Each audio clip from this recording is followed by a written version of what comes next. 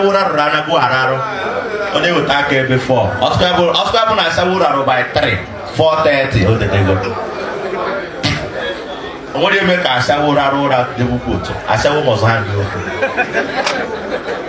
One so I'll dinner in your sign. One so at 4:30. Obedient. Hello, Kinta would knock it out.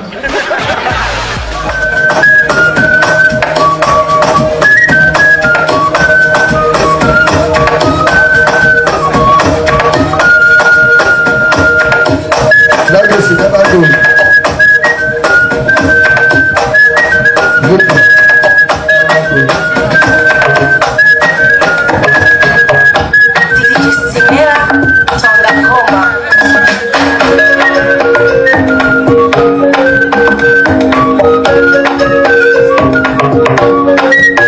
We are outside for this awesome show that you're seeing today here in Afikpo.